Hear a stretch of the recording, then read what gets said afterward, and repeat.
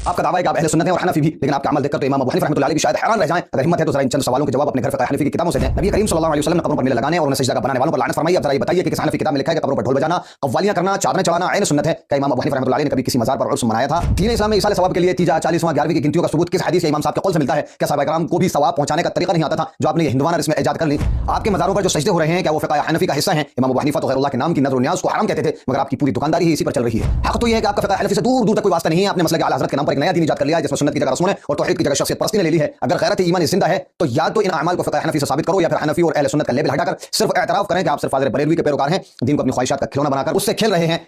देवबंदी हो और झूठा ना हो, झूठ ना बोले, ऐसा हो ही नहीं सकता है। जो लोग अल्लाह रब्बुल इज़्ज़त को झूठा कह सकते हैं माज़अल्लाह, वो लोग यकीनी तौर पर खुद झूठ बोलने को सवाब समझते होंगे। आज जनाब ने ये दावा किया कि कव्वालियाँ करना, इसी तरह ढोल बजाना ऐन सुन्नत है। ये बरेलवियों का अक़ीदा है, हालांकि ऐसा बिल्कुल नहीं है। बरेलवियों का ऐसा कोई अक़ीदा नहीं है और किसी बरेलवी किताब से इसे साबित नहीं किया जा सकता है। बल्कि सरकार आला हज़रत ने तो वाज़ेह तौर पर लिखा कि मुरव्वजा कव्वाली हराम है, मुरव्वजा ताज़ियादारी हराम है, ढोल ताशे बजाना हराम है। आला हज़रत ने तो इसे हराम लिखा है। इसी तरह सरकार आला हज़रत ने सजदा ताज़ीमी को भी हराम लिखा है, बल्कि पूरा एक रिसाला लिखा है कि सजदा ताज़ीमी करना हराम है।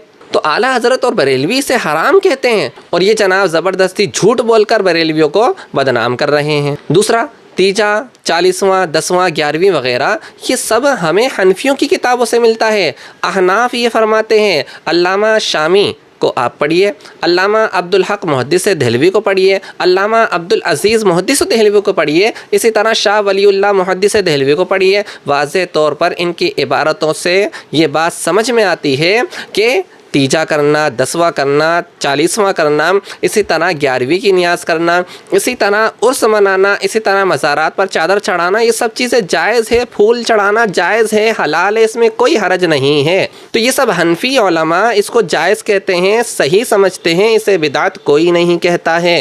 अब हम देवबंदियों के ताल्लुक़ से ये वाज़ेह तौर पर आवाम को बता दें कि ये लोग हनफी नहीं हैं। अगर हैं तो किसी एक मुस्तनद किताब से ये साबित करें कि कौवा खाना किसी हनफी आलिम ने सवाब लिखा हो। किसी मुस्तनद किताब से साबित करें कि किसी हनफी ने रसूलुल्लाह सल्लल्लाहु ताला अलैहि वसल्लम के इल्म को जानवरों की तरह कहा हो। किसी हनफी ने रसूलुल्लाह सल्लल्लाहु ताला अलैहि वसल्लम के इल्म से ज़्यादा शैतान के इल्म को कहा हो। किसी हनफी आलिम ने अल्लाह रब्बुल इज़्ज़त को झूठा कहा हो। कोई हनफी आलिम दीन ऐसा नहीं हुआ। सब के सब वही अक़ाइद व नज़रियात रखते थे जिन्हें सरकार आला हज़रत ने जमा करके उम्मत के सामने पेश कर दिया। लिहाजा हकीकी मानों में हनफी बरेलवी ही हैं और देवबंदियत का हनफियत से कोई वास्ता नहीं है।